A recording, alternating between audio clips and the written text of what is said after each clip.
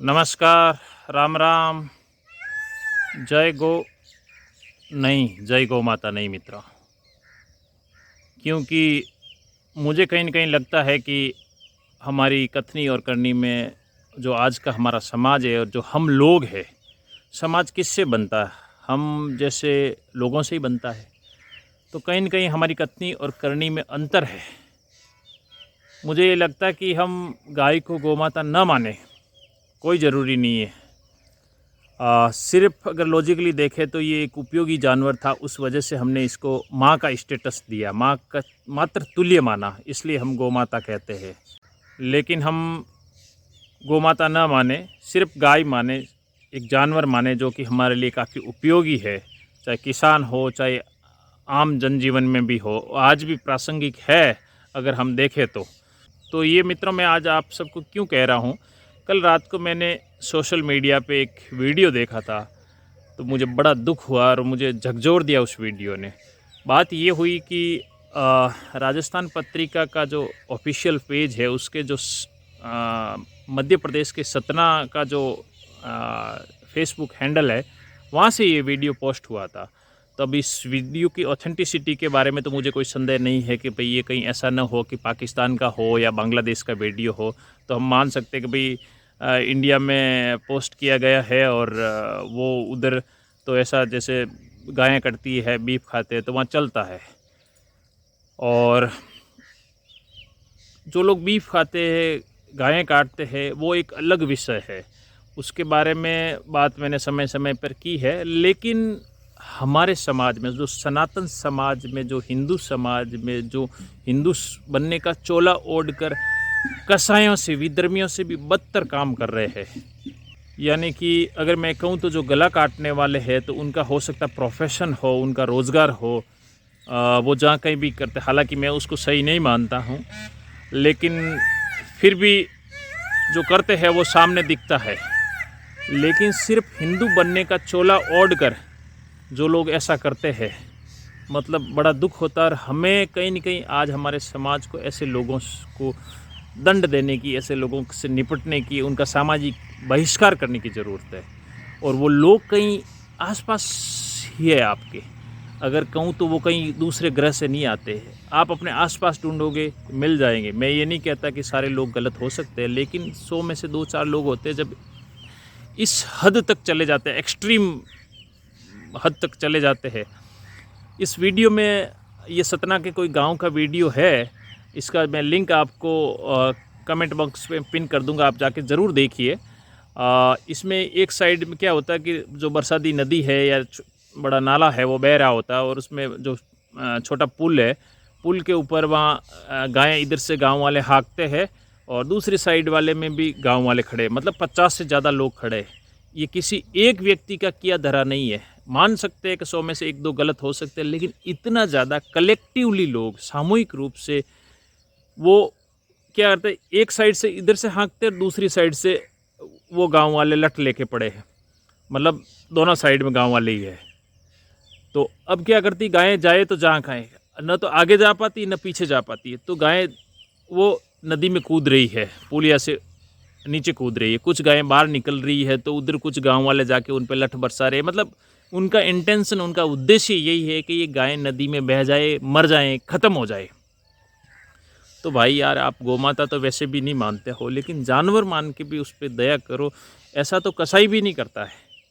अगर मैं कहूँ तो यार, तुम जिस प्रकार की मौत दे रहे हो, तुम्हें पता है कि पानी में अगर तुम्हारा बच्चा अगर इसी हालत में हो, दोनों साइड से उसको मारा जाए और उसको मजबूरी में कूदना पड़े, या तुम्हें खुद को कूदना पड़े, तो कैसा लगेगा? तो बेचारी गायें क्या करती? वो कूदी, हो सकता कुछ इसमें तैर कर निकल भी गई हो, बच भी गई हो, और कुछ बह गई हो, मर गई हो। और मुझे लगता है कि ये वीडियो 4-5 दिन पुराना है, तो उसमें हो सकता है प्रशासन ने कुछ संज्ञान लिया होगा, कार्रवाई भी हुई होगी वहाँ लोकली इस तरह पे, मुझे नहीं पता। अगर आप एमपी से हैं तो कमेंट बॉक्स में ज़रूर बताइए। लेकिन कहीं न कहीं मुझे लगता है कि मित्रों, मैं नहीं चाहता कि, ज़्यादातर मैंने कोशिश की है कि नेगेटिव चीज़ें न बताई जाए। और एक बार किसी सज्जन ने मेरे कमेंट बॉक्स में कमेंट भी किया था कि भाई आप नेगेटिव को छोड़ो और पॉजिटिव चीज़ें बताओ। अच्छी बात है, पॉजिटिव बताना चाहिए, लेकिन ये भी हमारे समाज का एक चेहरा है। और मुझे एक्सपीरियंस तो मुझे भी बहुत बुरे बुरे हुए। आज तक मैंने नहीं कहा, लेकिन नहीं बताया। आगे कुछ वीडियोज़ में मैं समय समय पर ज़रूर बताऊंगा कि कैसा एक्सपीरियंस। और आज कहूँ तो जो गाय का सबसे बड़ा दुश्मन है, ये गौमाता का ढोंग करने वाले हैं।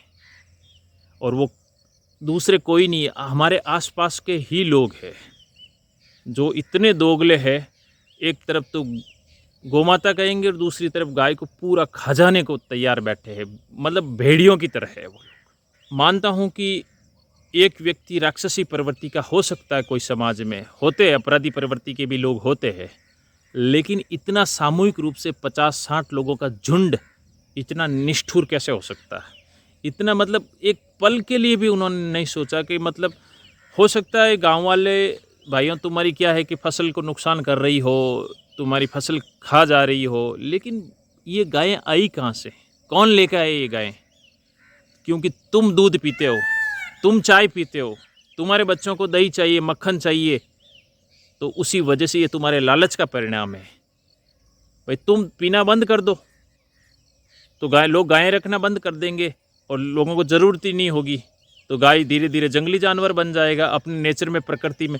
तुम उनकी गोचर से कब्जा छोड़ दो, तुम उनकी ज़मीन छोड़ दो, वो अपना पेट भर लेगी, तुम्हारे खेतों में नहीं आएगी।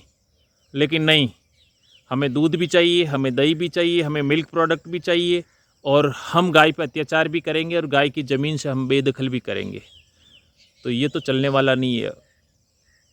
मतलब मेरे कहने का ये है कि मैं वीडियो बनाने का मकसद यही है कि जागरूक हो। हम गौ माता भले ही नहीं माने, कोई समस्या नहीं है उसमें, लेकिन एक जानवर, एक उपयोगी जानवर मानकर हम थोड़ा सा अपने हृदय के किसी कोने से, मुझे लगता है कि अगर आप में दया भाव बचा है तो आप में से बहुत सारे लोग हैं जो जिनकी मजबूरी होती है कि गाय नहीं। लोग दलील देते हैं कि भाई ऐसा अगर आप इतने गौ माता वगैरह करते हो तो गायों को अपने घर पे रखो, अपने गायें पालो, खुद रखो। लेकिन मुझे लगता है कि आप हम सब अपने हिस्से का कर्म करें। मैं 2 गाय रख सकता हूँ, मेरी हैसियत उतनी है तो मैं, या मेरी सामर्थ्य उतनी है तो मैं 2 गाय रखूँ। लेकिन अगर आप शहर में रह रहे हैं, आपकी मजबूरी है, रोज़गार के लिए गए, लेकिन आप नहीं रख सकते, तो कम से कम उन लोगों को सपोर्ट तो करो। या अपने आपको जहाँ कहीं भी आसपास लगे कि भाई गांव में देखो समस्या है, किसानों के लिए भी समस्या है ये कि भाई उनकी फसल चट कर रही है, लेकिन इस समस्या का हल कौन ढूंढेगा? हम ही तो ढूंढेंगे, कोई बाहर से आएगा नहीं। भाई आप गौशाला बनाओ, उनकी ज़मीन खाली करो, उनकी गोचर खाली करो, गौशाला बनाओ। उस गौशाला में जैसे हमारे इधर भी है, जैसे नर बछड़े होते हैं, ये कड़वी सच्चाई है।